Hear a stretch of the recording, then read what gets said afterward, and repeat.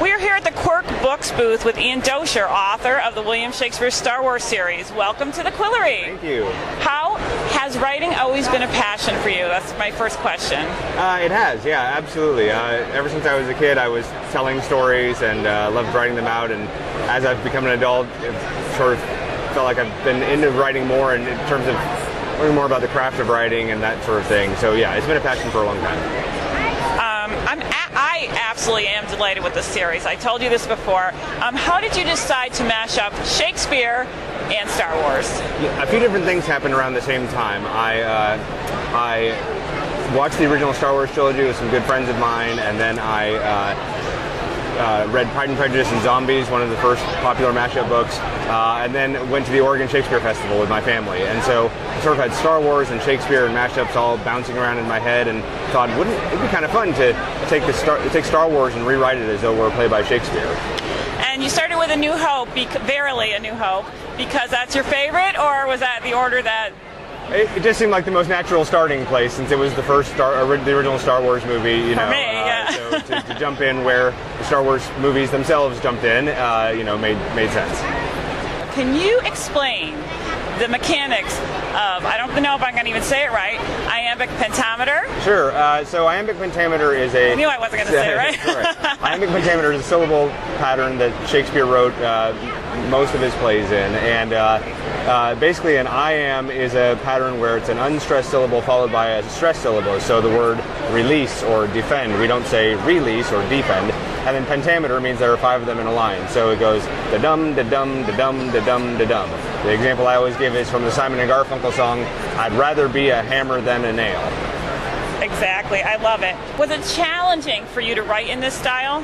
Yeah, it took a lot of time getting used to it and everything. I'd done a little bit of writing in iambic pentameter because I'm that kind of nerd. I had written a few sonnets, and that sort of thing.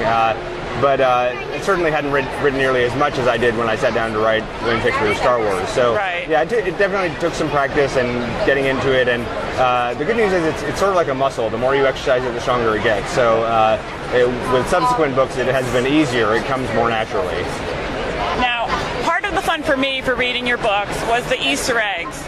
Can you give us an example of one of your favorites? Oh, sure.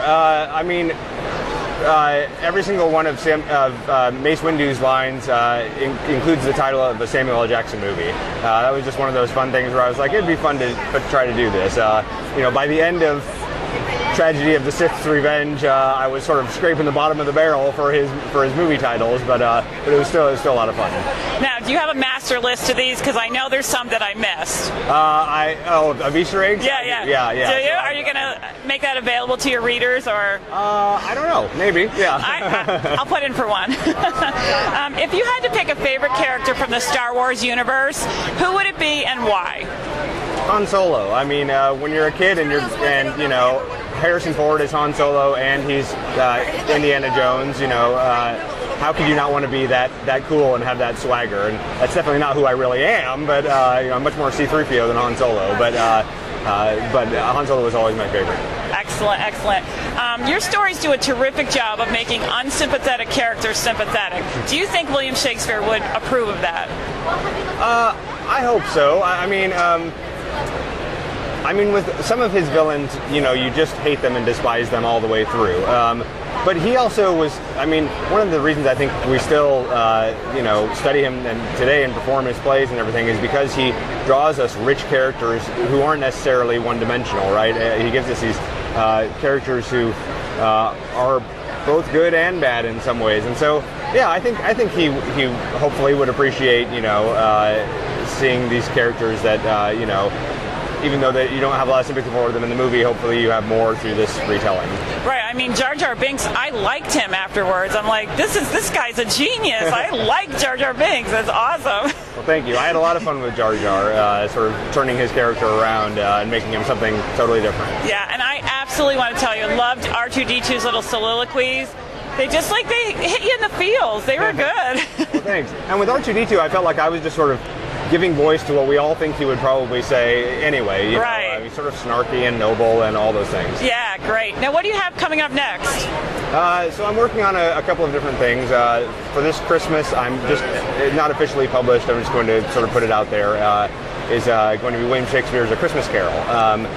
It's going to be a Shakespearean version of the Dickens classic, but the other sort of hook in it is that all the characters except for Scrooge will be Shakespearean characters. So Ghost of Christmas Past is Puck from A Midsummer Night's Dream and things like that. So it's going to be a little humorous. Hopefully, yeah. Yeah, I mean, you are funny, I got to tell you.